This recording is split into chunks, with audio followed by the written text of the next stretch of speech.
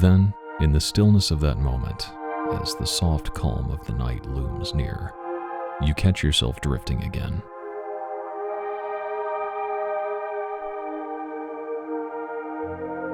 The flickers of days long since past play out like leaves falling between the branches of choices and decisions made that led you to your current present awareness. There's something powerful about the call of nostalgia. Those moments you seem to endlessly relive, and even moments you miss that never existed to begin with.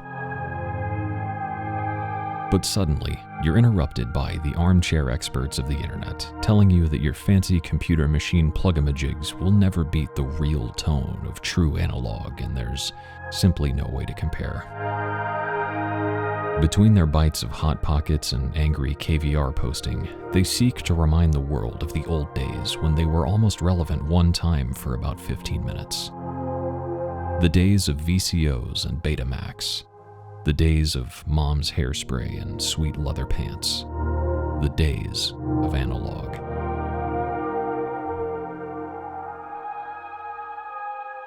But regardless of their keyboard warrioring and crying Wokahantas, maybe they have a point. Maybe there really is something magical about injecting a bit of that analog flavor into your tracks.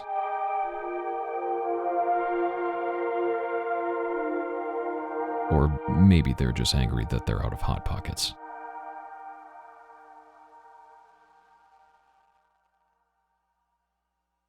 Howdy doody, buckaroonies, and welcome back to another episode of Morning Coffee with Cameron. Today, I wanted to share with you a bunch of tips to create analog-style sounds using any synthesizer. Everything you heard there in the intro was actually made using this, a 14-year-old purely digital synthesizer, the Waldorf Blofeld. Although there's nothing analog about it, you can get some pretty convincing analog tones from it, and really from just about any synthesizer. Originally, I wanted to film this video using my modal Cobalt, as I thought it would be pretty much the ideal candidate, but I instead decided to go with the Blofeld here for one very specific reason, and that is that this is basically the hardware equivalent of Vital. It's got 3 oscillators, it's got 2 filters, we've got the envelopes and LFOs, and you get the idea, so this should be pretty easy to follow along with. With that said, the Cobalt is a really kick-ass virtual analog synth, and I do definitely recommend that if you're looking for a hardware synth that does analog type stuff without the analog synth price point. The Blofeld's pretty good at this as well, but the Cobalt would probably be more my choice. Either way, if you want to pick up a Blofeld or a Cobalt or some other shiny new toy for your studio, check out my affiliate link with Perfect Circuit down in the description below. I get a small kickback, so it's a great way to get shiny new toys to play with and help support the channel in the process. Before we begin, I think it's worth stating that ultimately everything we're doing here today is very simple, so feel free to follow along in whatever synth you're most comfortable with. I would have a very hard time naming synths that can't do what we're going to do here today. Before we dive into the video, I wanted to give a shout out to today's sponsor, me. I am the sponsor now. I just released a brand new Vital bank, which is available right now on the Vital store, called Analog Mutations.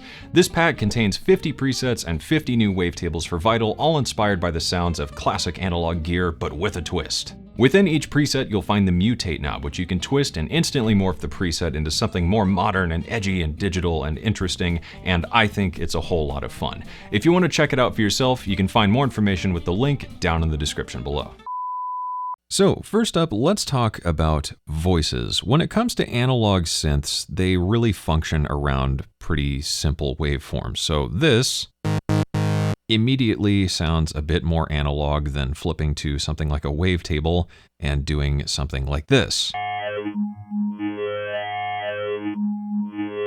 And that's because analog synths didn't do anything like that. Old synthesizers had a pretty limited oscillator selection. It was typically just your classic waveforms like a pulse or square, a sawtooth, a triangle, and a sine. These are all the classic waveforms I'm sure you're familiar with, and some synths were even more restricted. Some might have just had a saw and a square, and that might have been it. Another key point here when setting up your initial patch is that most synths only had 1 or 2 oscillators per voice.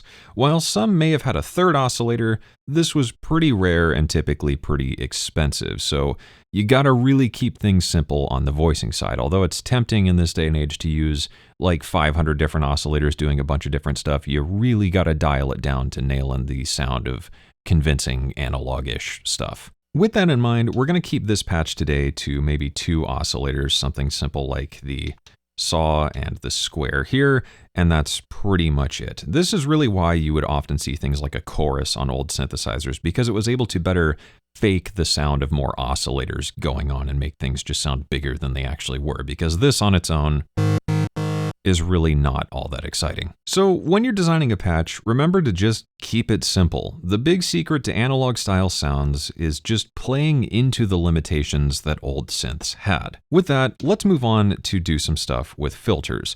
While modern synths have some really fun and weird filter types, even the Blofeld here can do some weird comb filtering and notch filtering stuff to get some really spicy, weird sounds going on. Analog synths were much more restricted. Most of the time, you would really only have something as simple as maybe a low pass filter, and maybe, just maybe, it would have a switch to go between 12 and 24 dB modes, and later on it became a bit more common to see state variable filters where we could go between a low pass to a band pass to a high pass, and that was pretty much it. Most old synthesizers really only had a single filter, but some had an additional high pass. Beyond that though, anything else was kind of exotic and pretty rare. So if you want a convincing analog style patch, keep things pretty straightforward on the filter end. Usually just a simple low pass or something along those lines will do. Now, let's talk adding movement to this, because this is okay, but it's really not that interesting, and that is kind of where most people, I think, play with an analog synth and go, wow, this is super boring, I would much rather use like Serum or something. But we can add movement to make these patches a bit more varied and fun to play. A lot of movement and interest in analog synth patches comes from patching up a few basic things that analog synths typically offered. This would be things like a couple of envelopes and LFOs, and maybe something like Aftertouch and the mod wheel. When it comes to sound design, it's often very tempting to make things more exciting by throwing tons of weird warp modes and FM and Bro TT and other effects into the mix, but this just isn't possible with a classic synthesizer, so if we want to make a convincing analog sound, we just can't do that kind of stuff. Instead of doing all that, we'll just use a few basic tools to get things moving around here. Most old synths didn't really do all that much on this end. You might have had 2 envelopes and maybe 2 LFOs if you were really lucky, but it might have been as simple as a single envelope and a single LFO.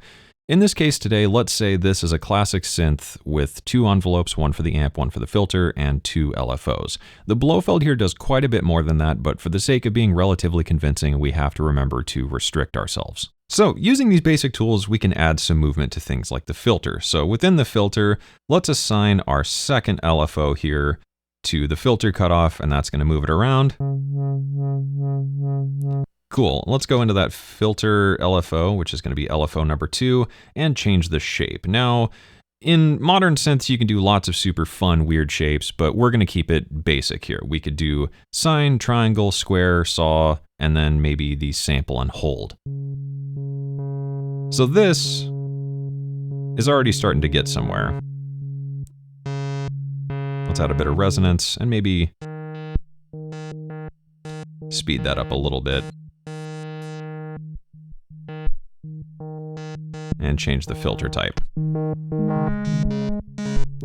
Cool, so let's make sure this LFO is all synced up together, so we'll sync that.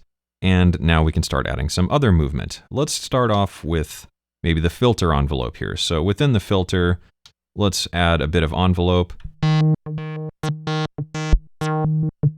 Cool, and let's increase the decay of the filter envelope.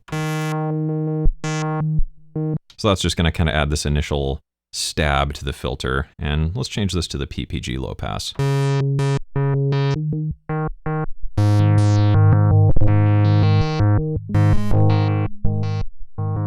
Cool. Now we're really starting to get somewhere. With that, we can move on and maybe add some movement to the amp envelopes. Let's just drop the sustain. That way we've got a bit of punch to the initial sound, something like that. And then let's use our second LFO here to affect the pulse width of oscillator 2. So within this, we'll increase the pulse width amount, drop the pulse width to roughly the center there, and we'll set this as LFO 1 right there. If we can not do this whole encoder issue thing with the Blofeld, set this to a sine, maybe make it relatively slow, and now we've got a fair amount of movement. Especially if we open that up, we can really start to hear that.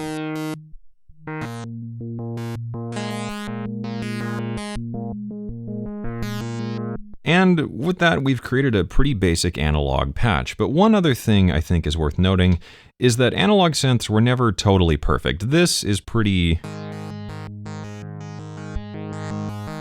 straightforward sounding. So first, let's go in and detune our oscillators slightly, only by a few cents each, or using the fine-tune parameter of your VST synth you might be using. And that's sounding a bit more analog-ish, but one other trick that's super easy to do is just add a bit of drift using a random LFO or a sample and glide LFO. So I'm going to use random here in the Blofeld. We'll set this to something relatively slow, and we'll go into the mod matrix and use mod slot 2 to do this. So we'll set this to LFO 3. LFO 3 is going to affect the pitch by the amount of, let's say, maybe 13. Make it more extreme to make it really obvious. So let's dial that back a little bit. And now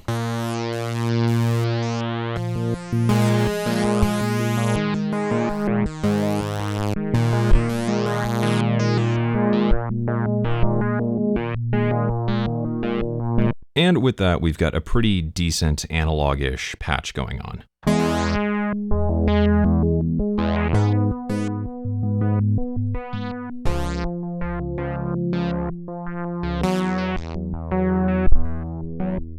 From here, there are tons of different patches you could make, like woozy pads,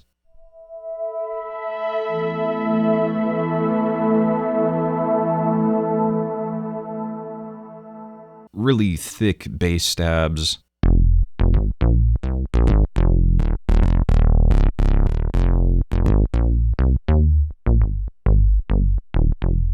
super bright cutting lead sounds,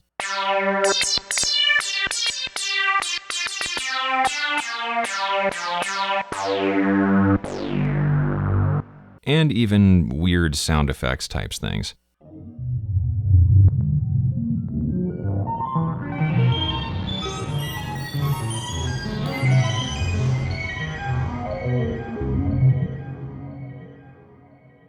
Really, the only difference between these things is just getting a bit creative with the restrictions that analog synths would present to you. To cap things off here, let's talk about handling this in the DAW, because this sound is fine,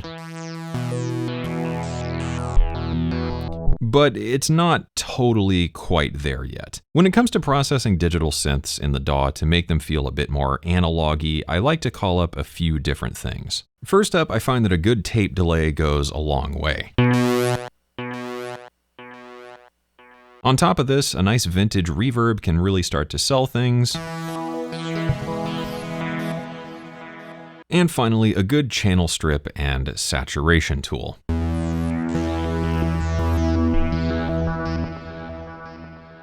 Given that most analog synths back in the day were recorded using analog gear, using plugins that emulate this gear from a similar era will really help you sell the sound and make it a lot more convincing, especially in the context of a mix.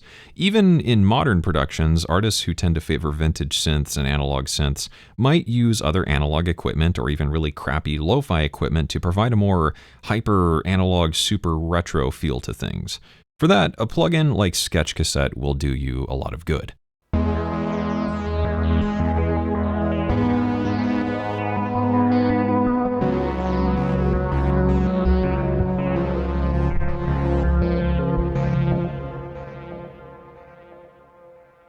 And I guess that's really all there is to it. Making convincing analog style sounds isn't really all that difficult. I think it's just a matter of taking a little bit of time to study and appreciate the gear that you're seeking to emulate with these types of patches. These principles are great to carry along with you in your music and sound design journey. It's a great way just to inject a little bit of analog flavor and roots into your sounds and into your tracks whenever it's needed.